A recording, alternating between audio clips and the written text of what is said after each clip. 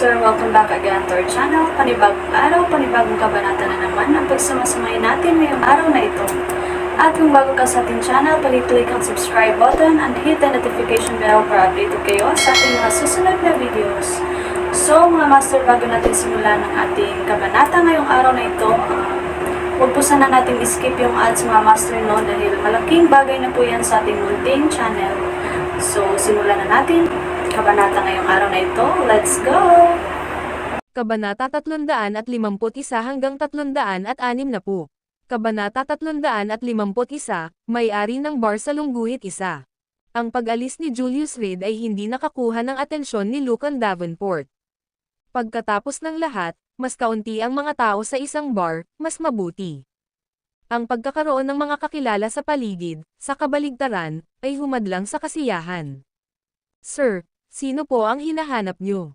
Nang malapit na si Julius Reed sa pintuan ng isang opisina sa bar, humakbang ang ilang security guard para pigilan siya. Hinahanap ko ang manager mo, sabi niya. Itinuro ni Julius Reed ang opisina ng general manager, go and inform them. Anong biro? Malungkot na sinabi ng mga security guard, nandito ka ba para manggulo? Anak, huwag kang masyadong mayabang. Sa nakalipas na mga taon, maraming nanggugulo sa Paper Drunk Golden Tavern, at ang awtoridad nito ay hindi na nakakatakot gaya ng dati. Tila na mula noong 3 taon na ang nakalipas, ang awtoridad ng Paper Drunk Golden Tavern ay nawala na, umaasa lamang sa nakaraan nitong kaluwalhatian upang pigilan ang mga kasalukuyang nanggugulo. Pagkatapos ng lahat, walang nakakaalam kung gaano katagal ang kanilang pasensya. Niwalang ng ahas na pukawin ang huling linya ng Paper Drunk Golden Tavern. Sabi ko, gusto kong makita ang manager mo. Kumunot ang noo ni Julius Reed, at least report my request, okay. Nanggugulo man ako o hindi ba malalaman ng manager mo kapag lumabas na sila? Paano kung honored guest talaga ako, hindi ba't malaki ang gagawin mo sa manager mo? Isipin mo ang kahihinatnan, binata. Binigyan niya ng partikular na diin ang mga salitang, binata, nang magsalita siya. Hindi gusto ni Julius Reed ang mga taong kumikilos ng walang anumang kahulugan ng protocol. Noong siya mismo ang Young Master ng 10,000 Mountain Alliance, palagi siyang nakikipagkita sa mga taong personal na gustong makita siya. Siyempre, kung ang kabilang partido ay walang anumang bagay na mahalaga, kadalasan ay pinapatay niya sila. Ang pagkakaroon ng pumatay ng maraming tao, natural lamang na ang mga may seryosong bagay ang humahanap sa kanya. Binata, tignan mo nga ang sarili mo, mas bata ka pa sa akin. Anak, humihingi ka ba ng gulo? Sinasabi ko sa'yo, magpakatino ka sa labas kung lasing ka. Huwag kang gumawa ng eksena dito. Kapag nalaman ito ng manager natin, baka hindi ka makaalis sa magkabilang paa. Ang security guard ay tumingin sa ibaba ng masama, isinasaalang-alang si Julius Reed na isa lamang lasing sa bar. Maraming tao ang kumilos sa ganitong paraan pagkatapos uminom ng labis, nawala ng kamalayan sa sarili at iniisip na sila ay isang taong mahalaga, na parang pag-aari nila ang buong mundo. Ngunit sa huli, hinarap nila ang pambubugbog para ibalik sila sa realidad. Sabi mo bata pa ako.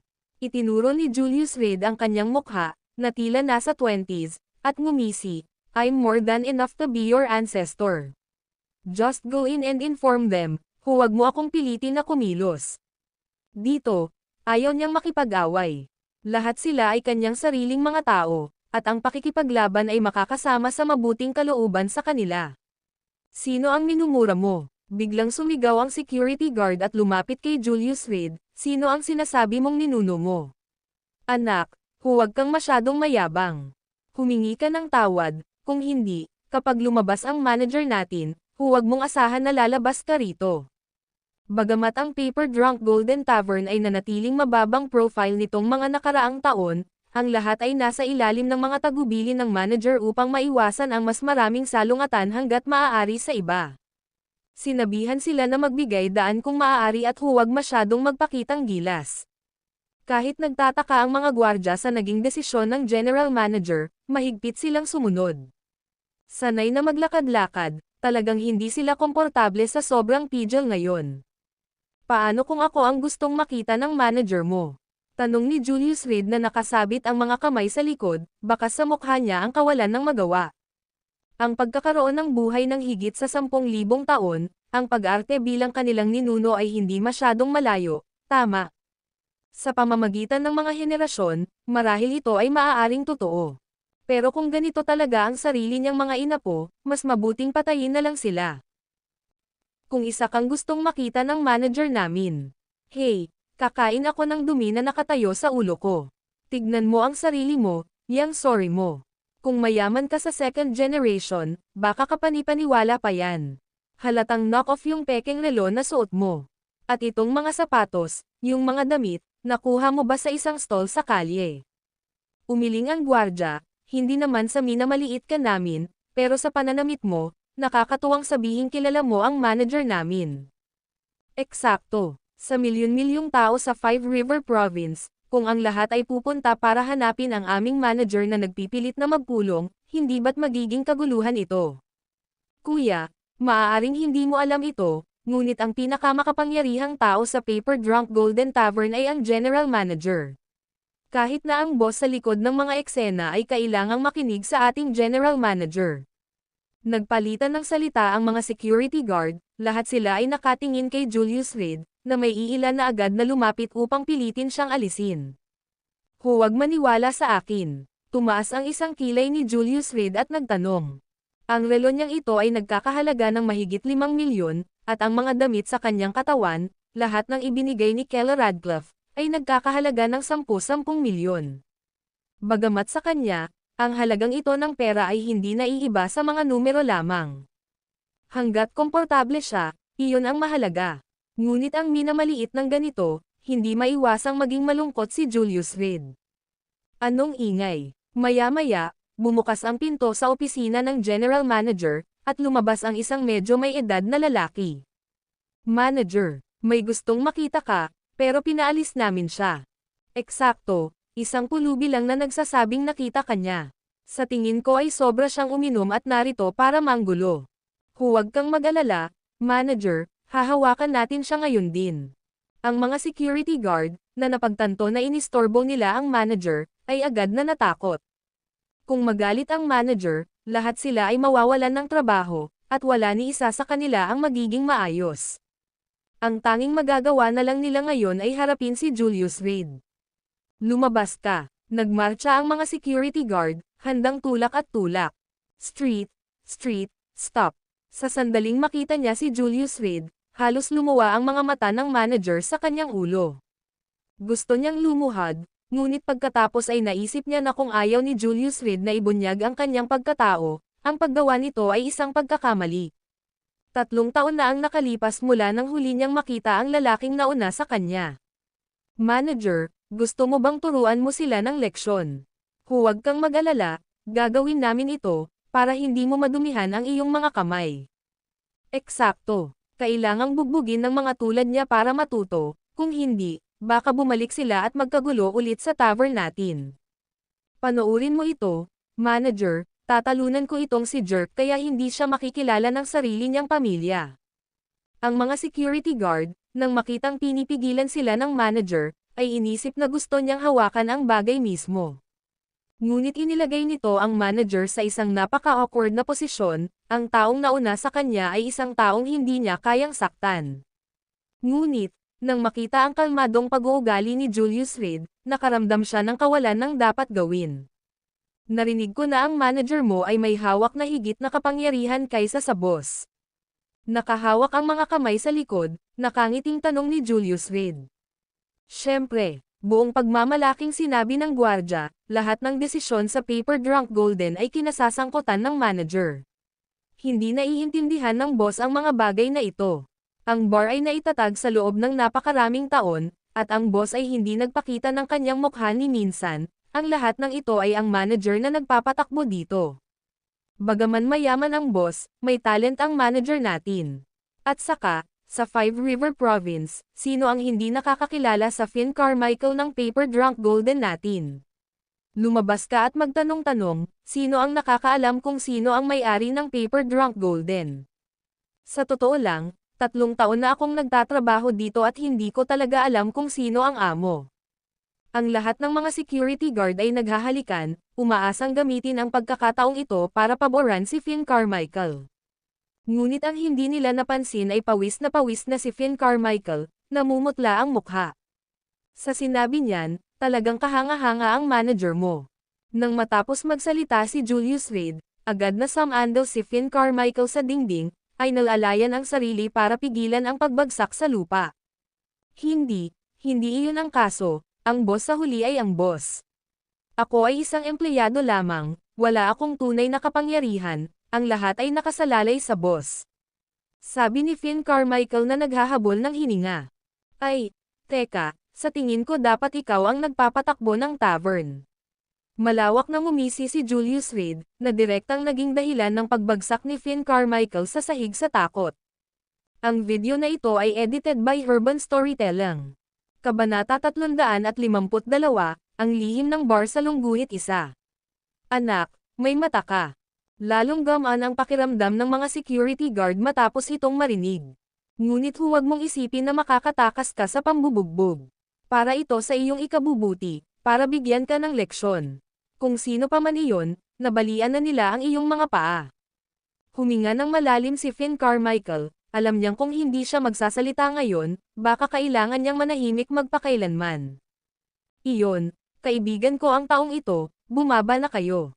Napalunok siya, tumutulo ang pawis sa kanyang noo. Ano? Ang lahat ng mga security guard ay tumigil, medyo hindi matanggap ang katotohanan ito. Kilala kaya ng walang pera na lasing na ito ang manager. Manager, nagkakamali ka ba? Itinuro ng security guard si Julius Reed. Itong basura, paano mo siya nakilala? Huwag mong hayaang linlangan kanya, ako na ang bahala sa kanya ngayon din. Pagkatapos magsalita, nagpalitan ng tingin ang ilang gwardya at pinalibutan si Julius Reed. Magwala, hindi mo ba naririnig ang sinasabi ko? Lahat kayo, magwala. Nagmamadaling lumapit si Finn Carmichael, sinunggaban ang isa sa mga security guard, at napaatras ng may sampal. Smack! Sa sampal na iyon, natigilan ang lahat ng security guard. Pagkurap ng kanilang mga mata, mabilis nilang sinabi, Manager, abala ka. Tulad ng mga kuneho, handa silang tumakbo palayo. Maghintay ka, nagsalita si Julius Reed. Tumayo ka, hindi mo ba ako narinig? Bumalik ka dito. Agad na tinawag ni Finn Carmichael ang mga gwardya habang sinubukan nilang tumakas. Manager, ano yon? Ang mga security guards, heads down, lahat ay takot na takot. Si Finn Carmichael ay isang matigas na tao, kung hindi siya makakagawa ng paninindigan sa Five River Province. Ngayon na sila ay nasaktan sa kanya, sila ay natakot sa labas ng kanilang mga talino. Pero hindi nagsalita si Finn Carmichael. Sa halip, tumingin siya kay Julius Reed, ang kanyang tunay na master at ang behind the scenes na may-ari ng Paper Drunk Golden Tavern. Narinig ko lang na may nagsabi na kung kilala ko ang manager, tatayo siya at kakain ng tae, di ba? Nakangiting tanong ni Julius Reed. Nag-grin ang guard na nagsalita kanina, nanginginig ang mga paa sa takot. Sinong mag-aasam na kilala talaga nitong hindi kilalang binata ang manager? Oo, bulong ng gwardya, naging berde ang mukha. Malakas, hindi kita marinig. Matamlay na tanong ni Julius Reed. Hindi mo ba naririnig kapag nag-uusap ang mga tao? Ilabas mo ang lakas mo noong nagpapasusuka, at sabihin mong muli para sa akin. Lumapit si Finn Carmichael, hinawakan ang kwelyo ng security guard, at sumigaw, ulitin mo. Oo, sigaw ng security guard, basang-basa na ang likod. Nanginginig na nakatayo ang iba, bawat isa ay nakiisa sa pangungutya kay Julius Reed kanina. Ano iyon? Lumingon si Julius Reed at nakangiting tanong. Tumayo ako at kumakain ng tae. Sigaw ng security guard, nanginginig ang katawan na parang salan. Ayos lang, may kumuha sa kanya at manood ng maigi. Siguraduhin kumain siya ng marami, mabusog.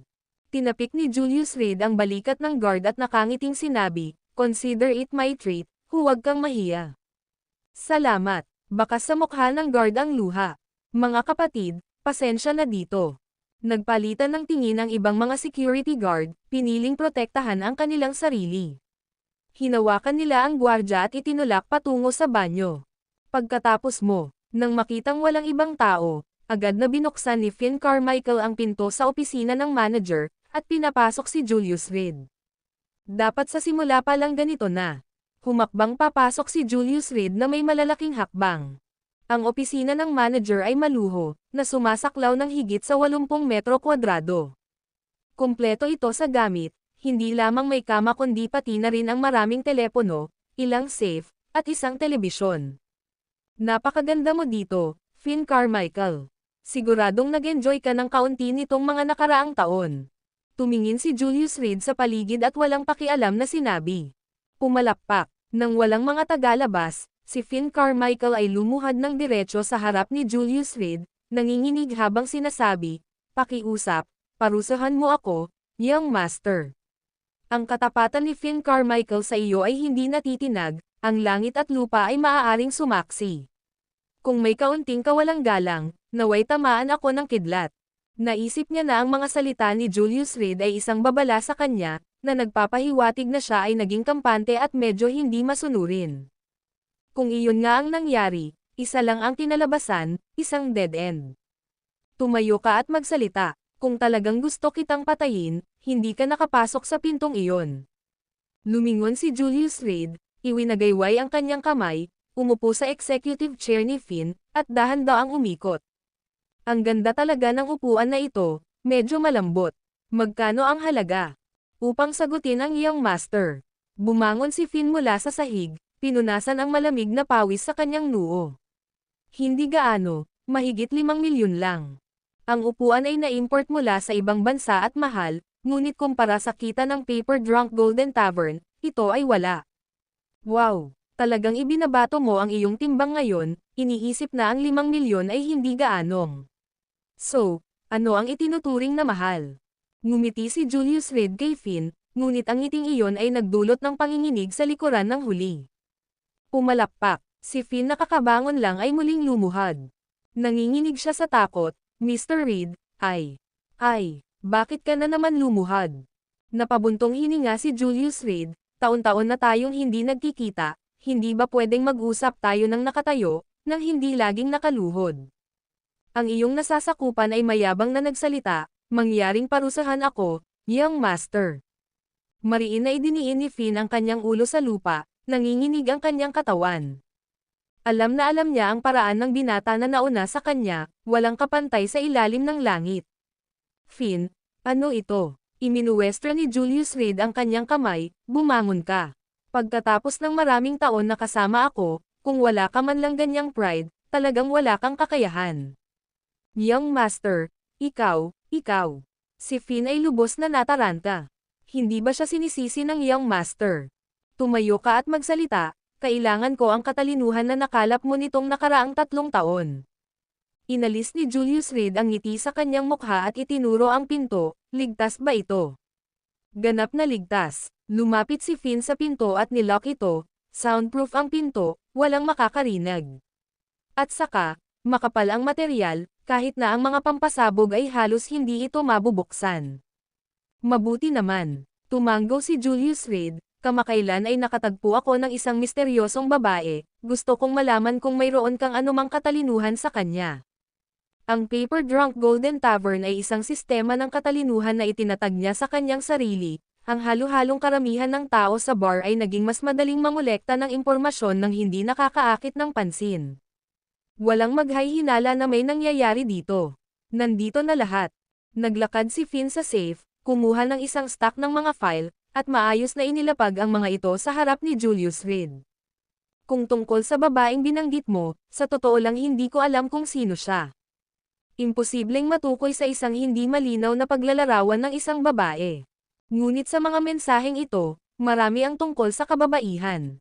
Halos lahat ng katalinuhan sa nakalipas na 3 taon ay nandito. Nang bigla kang nawala 3 taon na ang nakakaraan, wala akong mapadalang mga ito, kaya't itinago ko silang lahat. Pagpapakilala ni Finn sa mahinang boses. Dati, buwan-buwan, may ipapadala si Julius Reed para kunin ang mga ulat na ito mula sa bar. Mayroong bar na tulad nito sa halos bawat lungsod. Ngunit pagkatapos ng aksidente 3 taon na ang nakalilipas, nawala ang kanyang alaala, at ilang araw lang ang nakalipas nang maalala niya ang pagkakaroon ng bar na ito. Ang buong Five River Province ay nasa ilalim ng surveillance ng intelligence network na ito. Ang pag-set up ng network na ito ay isang gawain na nagdulot kay Julius Reed ng malaking pagsisikap. Dang, dang, dang. Maya-maya lang ay may biglang kumatok sa pinto. Ang video na ito ay edited by Urban Storytelling. Kabanata 353, ang pinakamatandang young master ng Hall family sa Lungguhit isa. Markang Paywa, nakikipag-usap ako sa isang mahalagang panauhin, ikaw na ang bahala dito. Matapos niyang marinig ang katok, naiinip na kinuha ni Finn Carmichael ang telepono sa desk, sumigaw, at saka ibinaba ang telepono. Sa pamamagitan ng teleponong ito, malinaw na naririnig ng mga tao sa labas ang mga tagubilin mula sa speaker sa pinto. Hindi naiintindihan ng mga katulong na ito ang mga patakaran. Young Master, patawarin mo sana ako, sabi ni Finn Carmichael, na maingat na pinunasan ang pawis sa kanyang noo. Pero bago pa man siya matapos magsalita ay may kumatok na naman sa pinto. Bagamat soundproof ang pinto, hindi pa rin lubos na nahaharangan ang tunog ng malakas na kabog. Ano ba ang nangyayari? Walang pasensya na kinuha ni Finn Carmichael ang receiver, galit na tumatahol. Ang mga tauhan ay masyadong ignorante sa mga patakaran, na kumakatok sa pinto ng 2 beses na magkakasunod. Boss, may gulo sa bar, parang may esteemed identity ang isang party, hindi namin alam ang gagawin.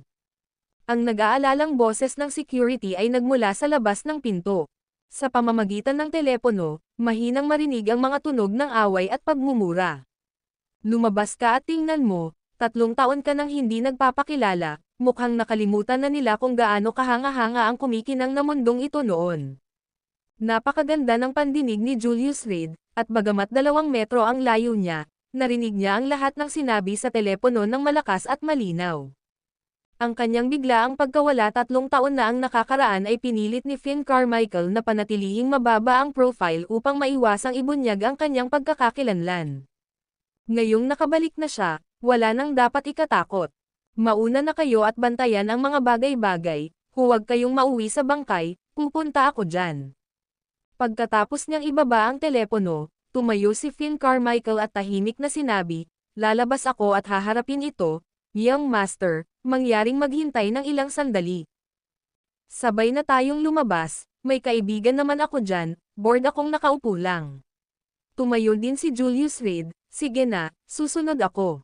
Hindi na naglakas loob si Finn Carmichael na magsalita pa. Nagmamadali siyang lumabas sa opisina ng manager para tingnan kung sinong tanga ang pinili ngayon sa lahat ng araw para manggulo. Bumalik na ang Young Master, ano ang dapat alalahanin? Nagkaroon ng gulo, isang away ang matatapos. Anong ginagawa mo? Pagpasok pa lang niya sa bar ay nakita na niya ang 2 taong nakikipagbuno sa isa't isa kasama ang iba pang mga tao na nagtutulak sa kanila. Bugbugin siya hanggang mamatay. Hindi mo talaga alam kung gaano kalakas ang ating Young Master. Go Mr. Fairbanks. Isang lalaking nakasot ang nasa ibabaw ng isang mas maliit na lalaki, nagpaulan ng suntok na parang malakas na buhos ng ulan. Kung ang isang tao ay hindi nakikialam sa lalong madaling panahon, tila isang buhay ang maaaring mawala. Sa tuwing susubukan ng mas maliit na lalaki na tumalikod, isang matipunong lalaki ang sumugod at sinipa siya ng malakas, na nag-iiwan sa kanya na walang lakas na lumaban. Tumigil ka. Tinulak ni Finn Carmichael ang karamihan, sinamahan ng security, at nilapitan ang 2 lalaki. Ang lalaki ay malinaw na wala sa dugo, at isa pang minuto ng pag-atake ay malamang na pumatay sa buhay ng mas maliit na lalaki. Sino ka ba? Itigil mo na ang pagdikit ng ilong mo sa hindi nararapat. Bago makalapit si Finn Carmichael, 2 matipunong lalaki ang agad na hamarang sa kanyang dinadaanan, ang kanilang tono ay sobrang pagalit. Nako, matagal na akong nakikipaglaban dito, at sa wakas ay may nang-ahas na mamagitan. Interesting. Nang makitang may gustong manghimasok, dahan-daang tumayo ang agresor. May nag-abot agad sa kanya ng tuwalya para panasan ang dugo sa kanyang mga kamao. Kuya. Maya-maya lang ay may sumigaw na babae mula sa likod ng agresor. Nakakadurog ng puso ang boses, ngunit ang babae ay mahigpit na pinigilan ng isang tao, lubos na hindi makagalaw. Simeon Kensington. Ngunit si Julius Reed, sa hindi kalayuan, ay nakilala ang babae sa isang sulyap, ang mabuting kaibigan ni Eliziero, si Simeon Kensington. Markang Paywa. Kabilang sa mga may hawak kay Simeon Kensington ay isang taong nakilala niya. Ang kapatid ni Kela Radcliffe, si Otis Radcliffe. Alam mo ba kung nasaan ka? Nakita ni Finn Carmichael ang mayabang na ugali ng lalaki at agad na namula ang mukha nito. Noong nakaraan, ang sino mang maglakas loob na gumawa ng gulo sa glitz at glamour ay mabali ang kanilang mga binti. Bagamat low-key nitong mga nakaraang taon, sa tuwing siya ay pumapasok, walang nang ahas na bastyusan siya. Alam ko naman. Lumapit ang lalaki, tumawa, isa itong bar, tama. Baka sa ibang lugar. Ako ang manager ng bar na ito. Naisip mo na ba ang mga kahihinatnan ng pananakit ng mga tao at paggawa ng gulo dito? Tanong ni Finn Carmichael na may malamig na tono, nakapulupot ang mga kamay sa likod niya.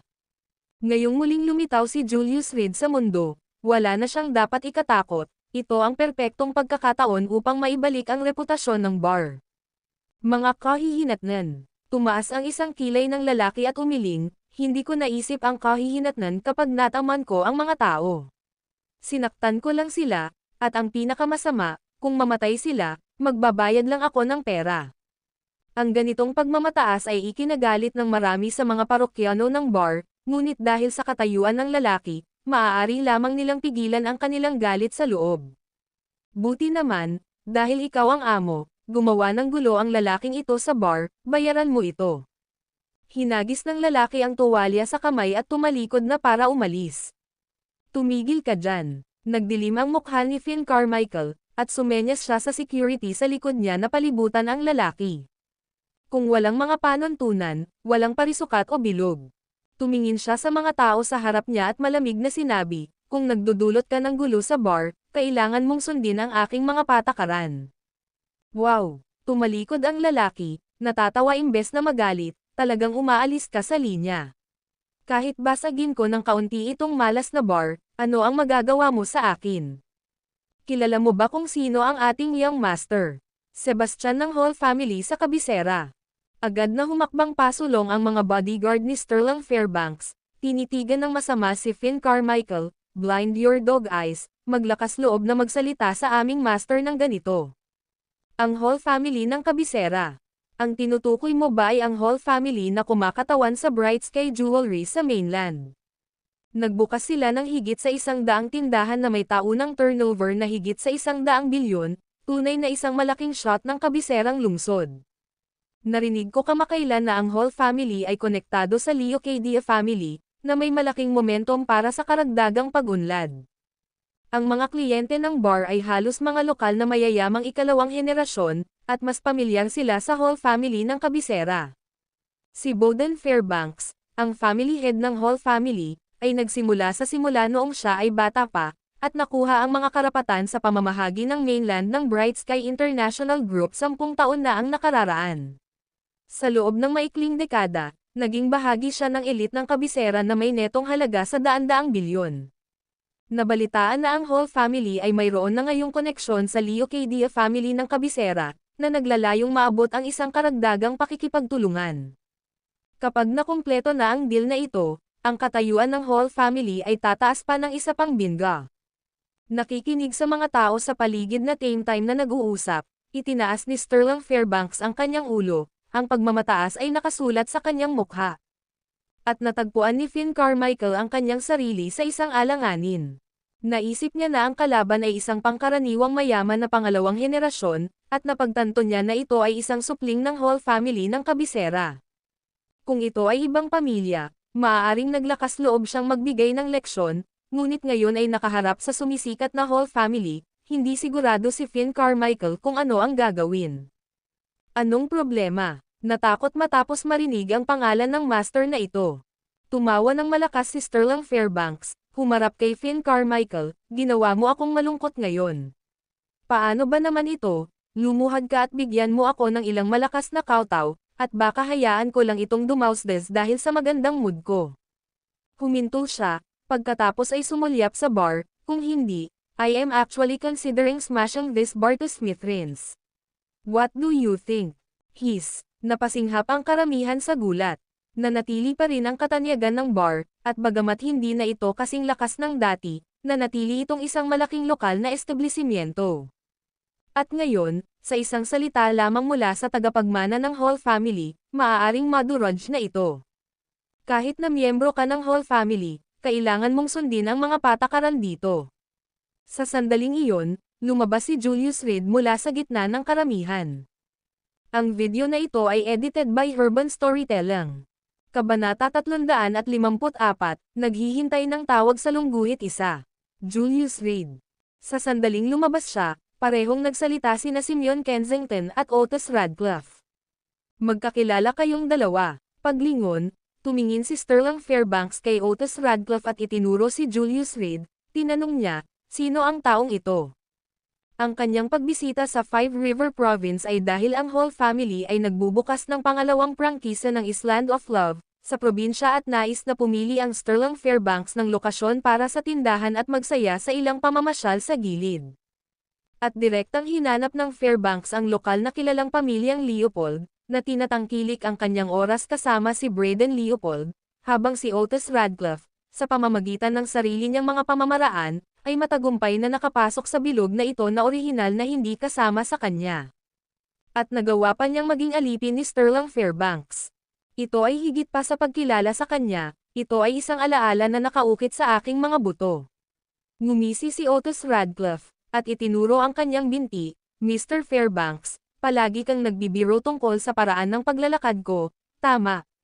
Well, mayroon akong dapat pasalamatan para sa lalaking ito. Binali niya ang aking mga binti, at kahit na gumaling na sila, hindi pa rin ito tama. Napuno ng kamandag ang tingin ni Otis Radcliffe kay Julius Reed. Gayunpaman, talagang utang niya kay Julius Reed ang kanyang pasasalamat. Kung hindi dahil sa pagiging expelled mula sa Radcliffe family, paano siya nakarating sa Five River Province at naging pinuno ng North Power Electronics, na nakipagkilala sa isang buong host ng mayayamang binata. Kaya may ganoong kwento. Nang marinig ito, si Sterling Fairbanks ay lumapit kay Julius Reed habang ang kanyang mga kamay ay nakapulupot sa kanyang likuran, "Dude, ang walang awa mo. Madaling mabali ang mga paan ng mga tao. Paano kung patikim ko sa iyo na bali ang iyong mga binti ngayon? Anong ginagawa mo?" Nang marinig ito, si Finn Carmichael ay walang kamalay-malay na sumugod, nakatayo sa harap ng Sterling Fairbanks. Ang sinumang gustong saktan ang young master ay kailangang lagpasan muna siya. At ang mga bodyguard sa likod niya ay sumulong, humarap sa mga tauhan ni Fairbanks. "Mga Ginoo, hindi natin dapat sirain ang ating mabuting relasyon." Noon lang, nagmadaling lumabas si Atlas Leopold para makipagpayapaan. Siya ay nasa isang pakikipagtulungan kay Julius Reed, at habang ang Leopold family at Julius Reed ay sinumpa ang mga kaaway sa ibabaw, sa katotohanan, iyon lamang ang hinaing sa pagitan ng Leopold family at Julius Reed. Ang Atlas Leopold ay walang pakialam sa mga detalyeng iyon, hanggat maaari siyang maging family head, handa siyang makipagtulungan sa sinuman. Na-schedule na ang planong pagpatay kay Atlas Leopold, naghihintay lamang ng tamang sandali para agawin ang kapangyarihan. Ngayon, ang pakikipagkasundo sa Sterling Fairbanks ay para sa parehong dahilan, upang makakuha ng higit na suporta mula sa makapangyarihang mga kaalyado. Magandang relasyon. Tumaas ang kilay ni Sterling Fairbanks habang nakatingin kay Atlas Leopold na medyo hindi nasisiyahan. "Brother Leopold, kilala mo ba ang mga taong ito?" "Hindi naman." Mabilis na umiling si Atlas Leopold, pagkatapos ay sumandal at bumulong sa tainga ni Sterling Fairbanks, na nagsasalaysay ng ilan sa mga masasamang kwento noong mga nakaraang taon. Inaasahan niyang mapa-address ng kaunti ang Sterling Fairbanks sa mga kwentong ito. Ngunit sa halip na huminahon, mas naging excited ang Sterling Fairbanks. "Narinig ko na ilang taon na ang nakakaraan, isang malaking shot mula sa kabisera ang nagdulot ng gulo at nauwi sa kanyang mga paa na nabali sa inyo." Itinukod niya ang isang paa sa coffee table, at itinuro ang kanyang binti, "Nakakahiya talaga sa atin na nanggaling sa kabisera. Nandito naman ang mga paa ko. Kung may lakas ka ng loob, sige basagin mo. Kung talagang nagawa mong sirain ang mga ito, babayaran kita." Ang kanyang mapagmataas na ugali ay muling nagdulot ng kawalang kasiyahan sa bar. Sino ang lalaking ito? Dahil lang sa may pera ang pamilya niya, pumunta siya rito para mag-asal. Eksakto, dapat maging mabait ang isang tao. Ang nakakasakit sa mga taong ganyan, hindi siya magtatapos. Ang bawat tao'y may isang salita upang sabihin, na nais nilang magmadali at bigyan ang Sterling Fairbanks ng isang paghagupit, ngunit walang sino man ang nagkaroon ng lakas ng loob na gawin ito. Simeon Kensington, sino ang nasa lupa? Hindi pinansin ni Julius Reed ang naturang provocation at sa halip ay tumingin kay Simeon Kensington at isa pang lalaki na pinipindot si Eliziero. Siya ay nagkaroon ng isang napakakanais-nais na impresyon sa binibini mula sa kanilang pagkikita sa paliparan kasama sina Eliziero at Simeon Kensington. Yung nasa ground ay kapatid ko. Ngayon ko natanggap ang acceptance letter ko para sa graduate study abroad, kaya lumabas ako kasama ang kapatid ko para magdiwang. Sinong mag-aakalang aasa rin ako ng lalaking ito, at kapag hindi nakatiis ang kapatid ko, nagsimula silang magtalo, at pagkatapos ay. Habang nagsasalita siya, tumulo ang luha ni Eliziero sa kanyang mukha. Ang taong ito ay kaibigan ko, hayaan mo siya. Malamig na tiningnan ni Julius Reed si Otis Radcliffe at ang isa pang lalaki habang nagsasalita ito. Humph, sino ka sa tingin mo? Napamura si Otis Radcliffe na puno ng pang-aasar, sa tingin mo ba ay nasa Gonzales City ka pa rin? Isipin mo na ako ay katulad ng dati. Julius Reed, ngayon ay ipakikilala ko sa iyo ang iyong sarili. Ang isang taluna na sumusubok na magbukas ng bagong dahon ay talo pa rin. Matagal na siyang nagpipigil ng hininga, at ngayong nasa tabi niya si Sterling Fairbanks, ito ang perpektong pagkakataon para ilabas ang kanyang galit. Sino ako? Ako ang iyong bayaw. Humakbang pasulong si Julius Reed. Tumigil ka dyan. Isang matipunong lalaki ang nagunat ng kamay para harangin si Julius Reed. Magwala, bang. Isang suntok ang ibinato ni Julius Reed, dahilan para lumipad pa atras ang matipunong lalaki. The very next moment, nakatayo siya sa harap ni Otis Radcliffe. Kung hindi si Kela Radcliffe ang kapatid mo, matagal ka nang nawala sa mundong ito.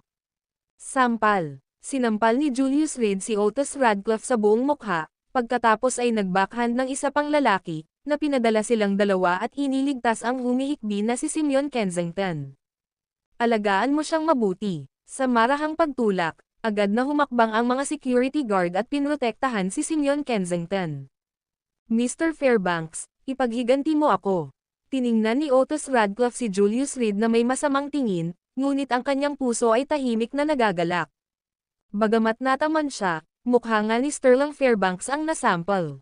Tiyak na hindi ito pababayaan ng Sterling Fairbanks na may kamalayan sa mukha.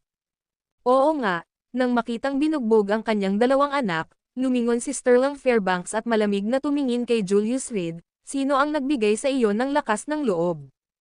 Ako ang kanyang bayaw. May kinalaman ba sa iyo ang pagpatay sa kanya? Sinipal ni Julius Reed si Otis Radcliffe, para sa hindi mo pagkatuto ng leksyon mo, sa pakikasama sa mga taong ito. This kick is on behalf of your sister, this is for your dad, this for your granddad, this is for your lola. Maghintay. Gamulong si Otis Radcliffe sa lupa, hinawakan ang kanyang mga kamao, ang aking lola ay nawala sa loob ng maraming taon. Ang matandang babae ay maaaring gamulong sa kanyang libingan dahil sa iyo. Si Julius Reed ay nagpatuloy ng malakas na pagsipa, dahilan para magpigil ng tawa ang mga nasa paligid. Anong nangyayari dito? Naiinip na tanong ni Sterling Fairbanks, nagtataka kung paano naging magkamag-anak ang dalawa. Hiwalayan siya ng kapatid ko. Umiyak si Otis Radcliffe, desperadong pinoprotektahan ang kanyang ulo. Kung hiwalayan ka, hindi mo siya dapat disiplinahin. Bahagyang nag-gesture si Sterling Fairbanks gamit ang kanyang kamay, at agad na pinalibutan ng kanyang matipunong mga tauhan si Julius Reed. Baliin na lang natin yung dalawang paa mo, hindi naman masyado diba?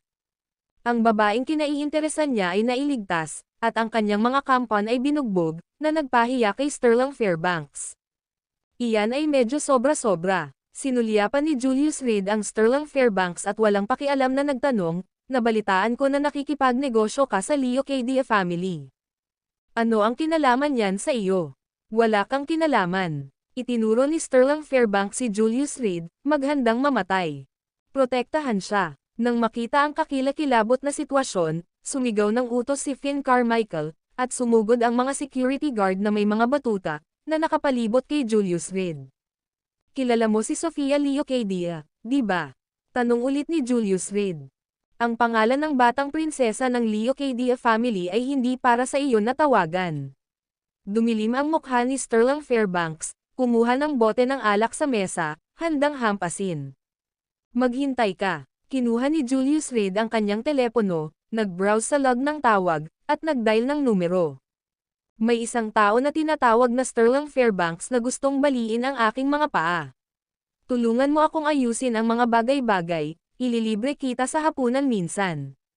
Pagkatapos ng tawag, ibinaba niya ang tawag at tumingin sa Sterling Fairbanks, tingnan mo ang iyong telepono. Sino ang sinusubukan mong lokohin? Malamig na tumikim si Sterling Fairbanks, ngunit sa susunod na sandali ay nagsimulang tumunog ang kanyang telepono. Nang makita niya ang pangalan sa screen, sa sobrang takot niya ay muntik niyang mabitawan ang kanyang telepono. Nagpakita ito ng tatlong salita. Sofia Leocadia. Ang video na ito ay edited by Urban Storytelling. Kabanata 355, napakarami sa katawan sa lungguhit isa. Fuck, baka nagkataon lang talaga. Bumilis ang tibok ng puso ni Sterling Fairbanks, at matapos pakalmeyan ang kanyang emosyon, maingat niyang sinagot ang tawag. Ang Hall family ay sa wakas ay nagawang kumapit sa kilalang Leocadia family, kung nasaktan niya si Sofia Leocadia. Tiyak na bugbugin siya hanggang mamatay ng kanyang ama. Miss Leocadia, ano ang maipaglilingkod ko sa iyo? Tanong niya na puno ng pambabala ang mukha. Hindi siya naglakas loob na i-provoke ang anak ng Leocadia family. Sterling Fairbanks, kaibigan ko si Julius Reed. Pambihira ang lamig ng boses ni Sofia Leocadia, na naging sanhi ng pagbuhos ng malamig na pawis sa Sterling Fairbanks. Wala akong pakialam kung anong mga paraan ang ginagamit mo, ngunit kung hindi ka mapapatawad ng kaibigan ko ngayong gabi, sa palagay ko ang pakikipagtulungan ng ating mga pamilya ay maaaring ituring na ipagpaliban sa ibang araw. Miss Leocadia, ako, hindi ko kilala ang kaibigan mo. Nasa isang bar ako sa Five River Province. Napasulyap si Sterling Fairbanks kay Julius Reed, biglang bumilis ang pintig ng puso niya, hindi kaya ito ang binatang ito. Ngunit si Sofia Leocadia ay mula sa kabisera, paano siya magkakaroon ng mga kaibigan dito? At ng opposite sex, ito ay hindi narinig. Alam kong nasa Five River Province ka, at nasa harapan mo ang kaibigan ko. Sterling Fairbanks, uulitin ko ang sinabi ko, kung hindi ko narinig ngayong gabi na napatawad ka na ng kaibigan ko, makakatanggap ang tatay mo ng abiso bukas ng umaga na ipagpaliban ang pakikipagtulungan sa Leocadia family. Malamig na tumawa si Sofia Leocadia. Sa posisyon ko sa Leocadia family, hindi magiging mahirap gawin ito, di ba? Hindi mahirap sa lahat, hindi sa lahat. Ang mga butil ng pawis ay nahulog mula sa noo ni Sterling Fairbanks na parang mga patak ng ulan. Ang dahilan kung bakit ang Hall family ay makapagtatag ng isang kooperasyon sa Leocadia family ay lahat dahil sa patuloy na pagsisikap ng Hall family sa nakalipas na kalahating taon. Kung aalisin ang lahat sa isang salita lamang mula kay Sofia Leocadia, naisip na ni Sterling Fairbanks ang kanyang kapalaran.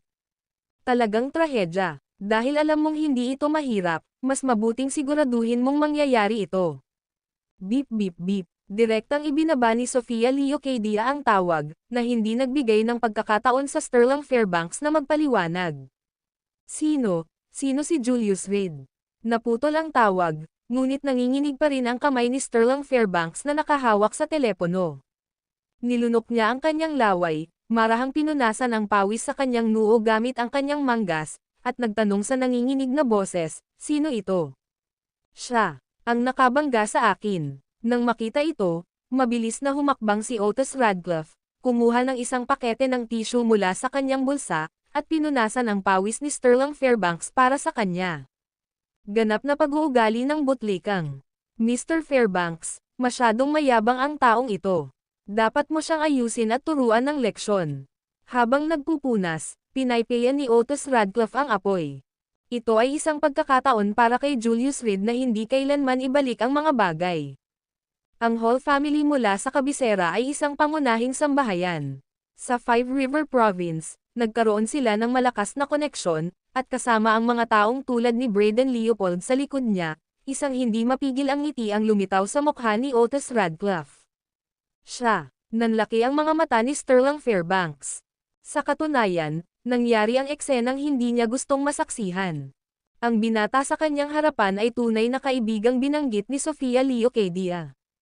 Paanong ang mundo ay nagkataon lamang? Parang umiiyak si Sterling Fairbanks nang walang luha. Sa malawak na Five River Province, kailangan lang niya itong makilala sa isang bar at magkaroon ng conflict.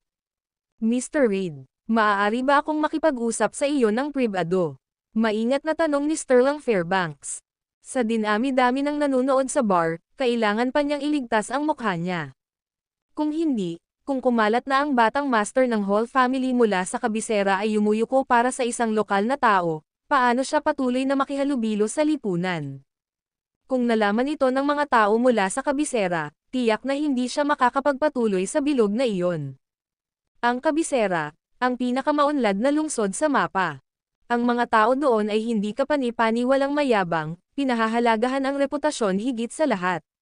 Sa sandaling kumalat ang balita na kinailangang humingi ng paumanhin si Sterling Fairbanks dito, natatakot ako na tuluyan na siyang ma-ostracize, masisira rin ang kanyang mga prospect sa kabisera. Paumanhin, naghihintay lang akong makitungo ni Mr. Fairbanks. Takot na takot ako na mahina ang aking mga paa, hindi ako makakapunta kahit saan. Walang magawang ikinibit ni Julius Reid ang kanyang mga balikat at tumayo, naka-cross arms. Sinasadyang ipahiya ako, bulong ni Sterling sa sarili, bago tahimik na nagtanong kay Otis Radcliffe, kilala mo siya, tapos sabihin mo sa akin, ano ang background niya. Ang mga importanteng detalye lang. Maaari lamang niyang subukan munang unawain ang kausap, pagkatapos ay malaman kung paano humingi ng tawad, upang mag-ulat pabalik kay Sofia Leocadia.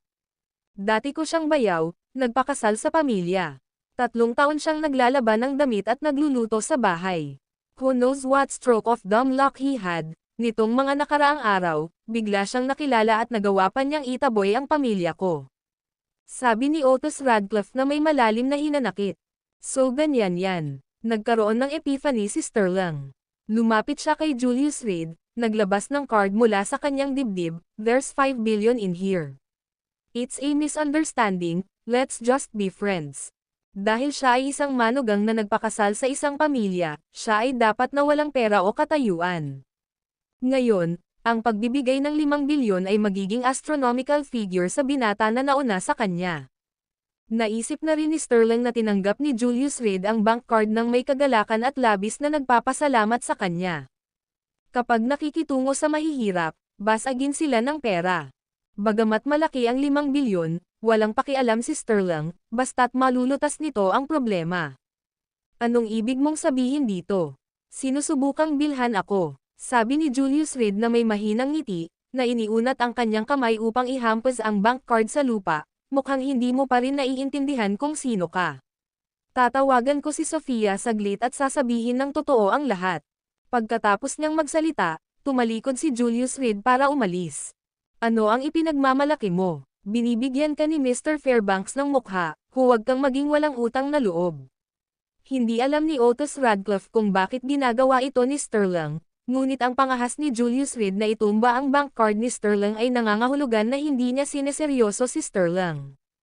Kinuha ang pagkakataong ito, hinalo ni Otis Radcliffe ang palayok, iginiit na disiplinahin si Julius Reid. Kung hindi, pakiramdam niya ay hindi niya maibsan ang nakasusuklam na galit sa loob niya. Tumahimik ka, smack, nag-react si Sterling ng isang backhand slap sa mukha ni Otis Radcliffe. Ang mga salitang iyon mula kay Otis Radcliffe ay muntik nang tumapos kay Sterling. Hindi makapaniwala si Otis Radcliffe, at ngayon sa mga salitang iyon, lubos niyang nasaktan si Julius Reid. Mr. Fairbanks, ako, lumabas ka, may tao, ilabas mo siya at bugbugin siya hanggang sa bumagsak. Siguraduhing mamaga ang bibig niya dahil sa pagsampal. Galit na sigaw ni Sterling. Oo. Iniangat ng 2 matipunong lalaki si Otis Radcliffe at kinaladkad palabas ng bar. Mr. Davenport, thud. Sa sandaling ito, ganap na isinantabi ni Sterling ang kanyang pagmamataas. Kung talagang may nangyaring mali sa negosyo ng pamilya Leocadia, baka wala na rin siyang pagkakataong lumuhad. Wow! Nagulat noong una si Julius Reid, pagkatapos ay humagalpak ng tawa. Ano ito, Mr. Sebastian Hall? Binigyan mo talaga ako ng takot. Hinihintay ko lang na dumating ang mga tauhan mo at baliin ang mga paa ko, Kaya kailan ka magsisimula? Biglang natigilan ang lahat. Paanong ang dating mayabang na si Sterling ay lumuhad sa lupa na parang hamak na apo, humingi ng tawad. Ang kanilang mga utak ay hindi sapat na mabilis na magproseso, at lahat sila ay tulala. Nabalot ng katahimikan ang hangin. Paano ako mangangahas? Nagmamakaawa si Sterling na may mapait na ngiti. Mr. Reed, pwede bang magsabi ka ng ilang magagandang salita para sa akin kay Miss Leocadie? Please. Wala siyang ibang pagpipilian, ganyan ang kapangyarihan ng pamana ng pamilya. Ang dahilan kung bakit nagawa ni Sterling na kumilos ng napakataas at makapangyarihan dito ay salamat sa suporta ng pamilya Hall. Ngayon, isang tawag mula kay Sofia Leocadie ay magpapaluhod sa kanya sa publiko, lahat ay dahil sa impluwensya ng pamilyang Leocadie. Hindi ko maintindihan ang sinasabi mo. Yumuko si Julius Reed para tingnan si Sterling. Naglabas ng isang barya sa kanyang bulsa, at inihagis ito sa kanyang harapan. Bumangon ka, iyon lang ang nasa akin. Ang video na ito ay edited by Urban Storytelling. Kabanata 356, huwag asahan na babayaran kita sa lungguhit isa. Markang paywa. Klang. Ang tunog ng barya na tumatama sa baldosa na sahig ay partikular na nakakapanghina. Ito ay kahihiyan. Isang kahihiyan sa karakter ni Sterling Fairbanks. Nakaluhod na ang lalaki sa lupa, at hindi na mas malala pa ang pagpatay sa kanya. Ngunit ngayon, tinatrato ni Julius Reed si Sterling Fairbanks na parang pulubi, inihahagisan siya ng barya. At isang barya lang, isang yuan. Ang kagalang-galang na Mr. Fairbanks ng Hall family, isang yuan lang ba ang halaga ng kanyang pagluhod? Kapag nailabas na ito, ganap na masisira ang Sterling Fairbanks. Ito ay magiging isang hindi maalis na mantsa sa kanyang buhay. Kahit na sa kamatayan, ang kwento ay patuloy na sasabihin. Tinitiyak na hindi siya magkakaroon ng pagkakataong ibalik ang mga bagay. Upang pumatay ng isang tao, durugan ang kanilang espiritu. Mr. Reed, lumuhad si Sterling Fairbanks sa lupa, nakakuyom ng mahigpit ang kanyang mga kamao, maririnig din ang pagiling ng kanyang mga ngipin. Ano, sa tingin mo konti lang ang pera? Pasensya na, ito lang ang dala ko paglabas ko, buti na lang may yuan ka. Bumangon ka na, umalis ka na habang nauuna ka. Kung patuloy kang lumuluhod, wala na akong maibibigay, di ba? Si Julius Reed ay patuloy na nagkunwaring kamangmangan, na hindi nakuha ang pinagbabatayan ng kahulugan sa mga salita ni Sterling Fairbanks. Napakayabang kanina lang, ngayon ang kaunting pagluhod ay dapat makatulong sa pagpapatatag ng kanyang puso. Ang mga kabataan ngayon, masyadong impulsive. Umiling siya at tumalikod para umalis. Mr. Reed, ako, si Sterling Fairbanks, ay naging bulag bilang isang aso at nagkasala sa iyo. Nakikiusap ako na patawarin mo ang hamak na taong ito at iligtas ang aking kahabag-habag na buhay. Sumigaw si Sterling Fairbanks sa tuktok ng kanyang mga baga, ang kanyang katawan ay nanginginig na hindi mapigilan dahil sa galit. Gusto niyang maghayganti, gusto niyang pumatay. Pero hindi ngayon. Sa pamamagitan lamang ng paggamit ng kapatawaran ni Julius Reed ay masisiguro niyang ganap na ligtas ang mga negosyo sa pagitan ng mga pamilyang Hall at Leocadie. Pagkatapos nito, puputulan niya ang lalaking nasa harap niya. Maging ang pamilyang Leocadie, na walang anumang tunay na ebidensya, ay walang magagawa kundi pabayaan ito. Oh, Mr. Fairbanks ng kabisera, kailan ka naging aso? Huminto si Julius Reed sa kanyang mga landas, tinitingnan ang Sterling Fairbanks na may malaking interes. Ang mga nakapaligid na bisita ay nagbulungan din sa mga haka-haka, na hindi maintindihan kung ano ang nangyayari. Mr. Fairbanks was so domineering just a moment ago, bakit siya lumuluhod at nagmamakaawa ngayon? What on earth happened? Hindi ko alam kung sino ang tumawag kay Mr. Fairbanks ngayon lang, ngunit ang binatang ito ay kapansin-pansin, para mapaluhod si Sterling Fairbanks, medyo nasway siya. Gayunpaman, hindi ko mataas ang tingin sa binatang ito, masyadong kapansin-pansin. Ipinahiya niya sa publiko ang Sterling Fairbanks ngayon at nakuha ang kanyang paraan, ngunit paano mamaya? Anong uri ng kapalaran ang naghihintay sa kanya? Tiyak na maghihiganti si Sterling Fairbanks. Ang bawat isa ay may isang bagay na sasabihin, speculating sa relasyon sa pagitan ng dalawang lalaki.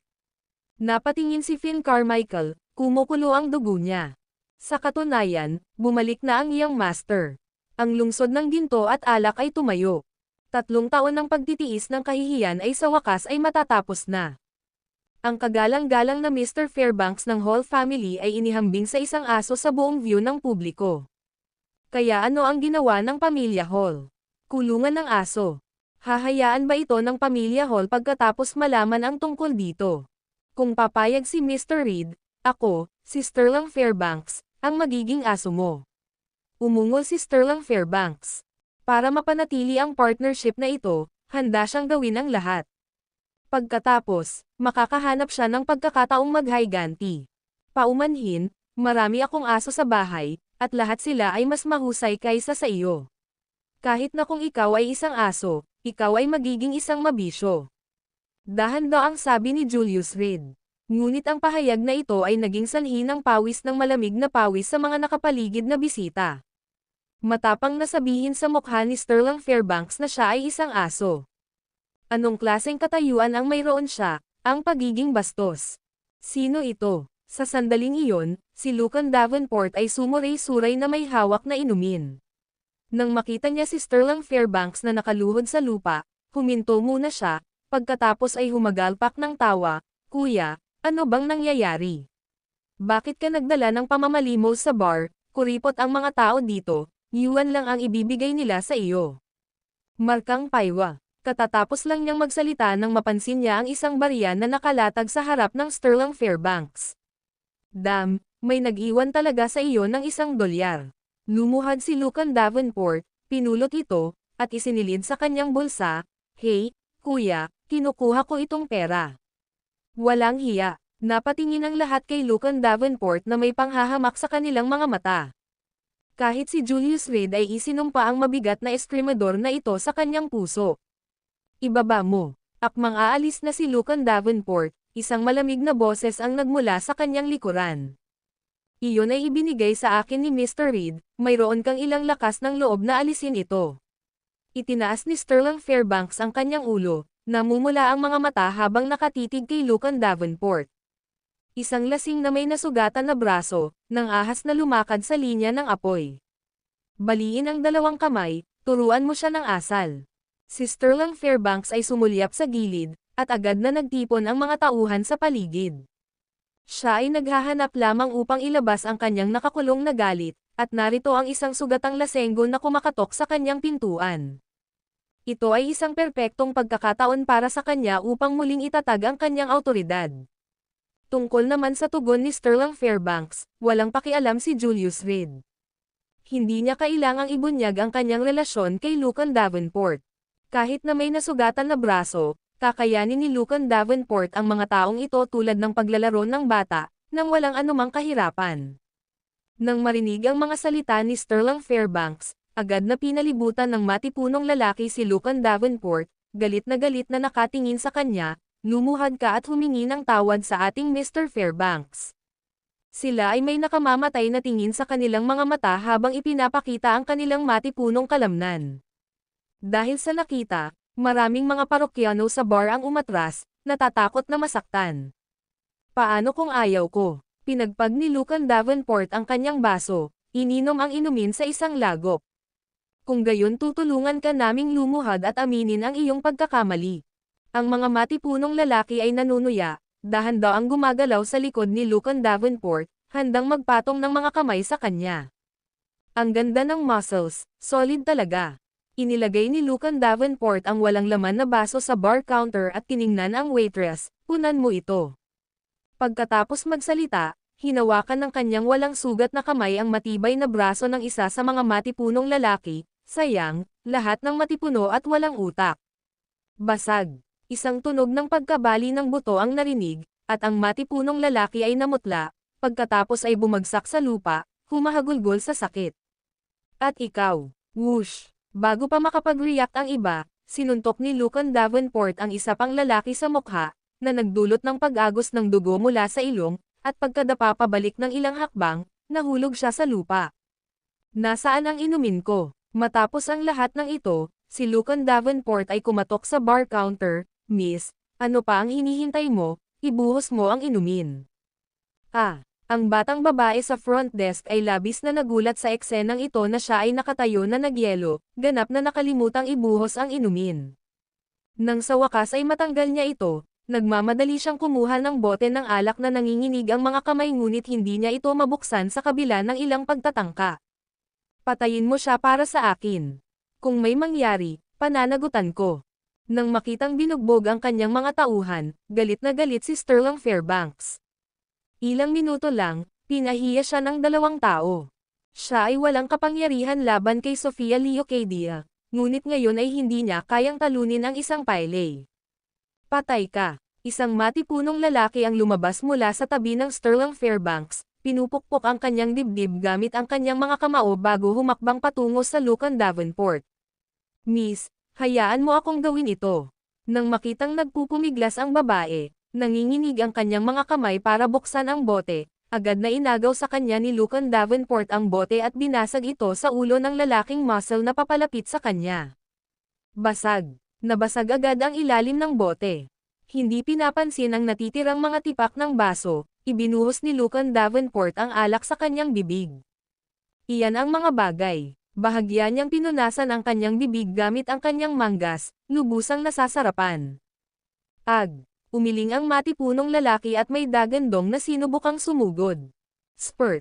Itinusok ni Lucan Davenport ang nabasag na bote pasulong, agad itong tinusok sa katawan ng muscleman. Boss, kailangan mong gumamit ng banyo, babalik ka agad. Tinawag niya si Julius Reed. Sige. Pero tandaan mong bayaran ang bayarin para sa mga inumin kapag bumalik ka, huwag mong asahan na babayaran ko ang bayarin, sabi ni Julius Reed na bahagyang tumawa. Ang video na ito ay edited by Urban Storytelling. Kabanata 357, Pagtuturo sa iyo sa lungguhit isa. Nagkakilala sila. Hindi lamang ang Sterling Fairbanks, maging si Finn Carmichael ay hindi inaasahan iyon. Hindi nag-iisa ang young master sa bar, dinala niya ang gayong Panginoon. Isang braso ang nagpabagsak sa lahat ng empleyado ng Sterling Fairbanks. Ito ay isang ganap na napakalakas. Mr. Reed, kilala siya ni Mr. Reed. Tanong ni Sterling Fairbanks na may nakakahiyang ngiti. Siya ay dumating upang hamakin si Julius Reed, dahil sa isang maikling sandali, siya ay napahiya ng 2 beses. Nangangamba siya na pagkadating niya sa kabisera, siya ay maging katatawanan at mawala ang kanyang pagkakataong magmana ng Hall family. At ang kanyang kapatid na lalaki, na nagpaplano para sa posisyon, ay tiyak na gagawing malaking bagay dito. Bagaman, lahat sila ay miyembro ng Hall family. Ang kabisera ay palaging isang lugar kung saan nag-aaway ang mga kamag-anak at dam-anak ang dugo, lalo na sa mga malalaking pamilya, walang mga exception. Uri, umiinom lang mga kaibigan. Sabi ni Julius Reed na may banayad ng ngiti, pero siguraduhin mo, kahit napatayin mo siya, wala itong kinalaman sa akin. Ang pagpatay kay Lucan Davenport ay magiging mahirap, at hindi lamang karaniwang mahirap. Tiyak na nagbibiro si Mr. Reed. Kung alam kong kaibigan mo siya, kahit napahiram mo sa akin ng 100 lakas ng loob, hindi ako mangangahas na guluhin siya, sabi ni Sterling Fairbanks na may ngiti sa kanyang mukha, nang walang kaunting pahiwatig ng kahihiyan na naramdaman niya sa simula. Wala nang hihigit pa sa kamatayan ng puso. Ngayon lang siya nag-iisip ng paghihiganti. Upang mabuhay ay magkaroon ng pag-asa. Simeon Kensington, halika rito. Kumaway si Julius Reed sa malayo. Doon, hawak ni Simeon Kensington ang kanyang nasugatang kapatid, umiiyak ng malakas. Boss Davenport, si Simeon Kensington, na nagpupumilit na suportahan si Ramsey Kensington, ay dumating sa harap ni Julius Reed. Hindi niya akalain na ang tagapagligtas niya ngayon ay ang hoodlum, na nakatagpo niya sa airport. Kahit na ang relasyon ni Elise Hierro kay Julius Reed ay hindi malinaw, naisip pa rin siya ni Simeon Kensington bilang isang bastos na young master. Hindi isang taong tila isang mabuting tao. Pero ngayon, ang nagligtas sa kanya at sa kanyang kapatid ay ang napaka-playboy na ito sa kanyang paningin. Salamat, sabi ni Simeon Kensington, napayuko ang kanyang ulo at ang boses ay nabulunan sa hikbi. Mga sugat lang sa balat, walang seryoso. Saglit na nag-inspection si Julius Reed at nalaman na walang malubhang problema si Ramsey Kensington, bukod sa isang banayad na concussion. Nandito siya ngayon, anong gusto mong gawin? Ano man ang mangyari, si Julius Reed ay may magandang impresyon kay Simeon Kensington, nakialam siya ngayon bilang pabor kay Elizero.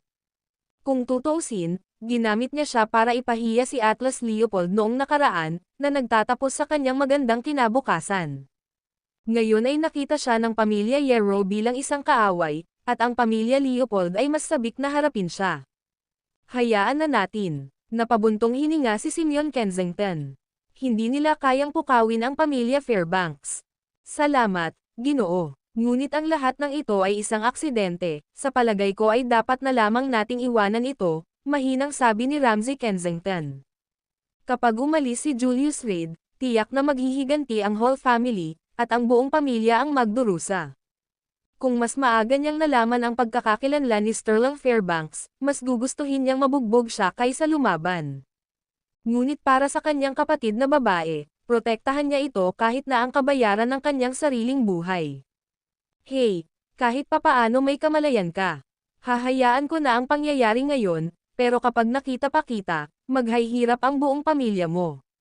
Malamig na sumangot si Sterling Fairbanks, direktang tinakot si Simeon Kensington sa katahimikan.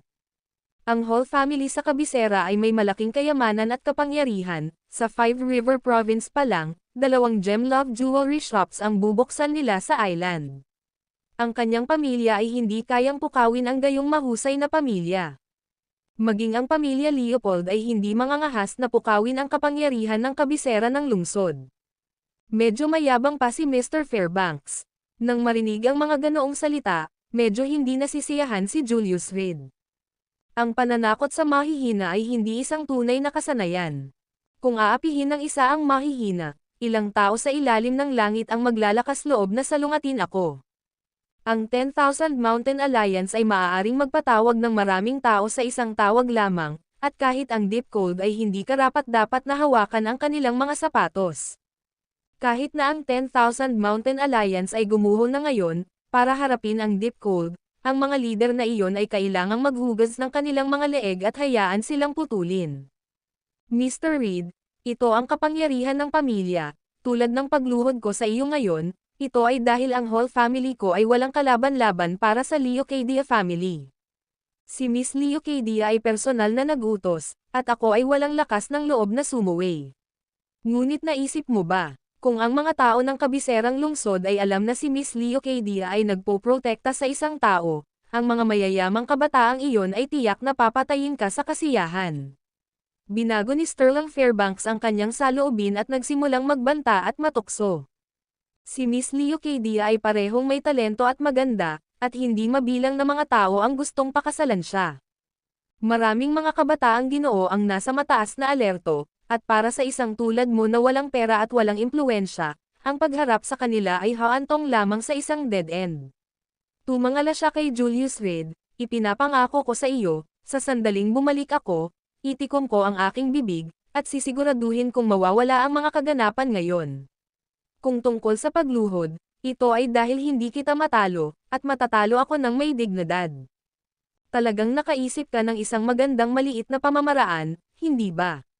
Nakangiting tumingin si Julius Reed kay Sterling Fairbanks, na tumango, ang hindi manalo at aminin ang pagkatalo ay walang kahihiyan para sa isang masiglang tao. Tungkol sa aking mga gawain, sino ang nakakaalam kung tutuperin mo ang iyong salita?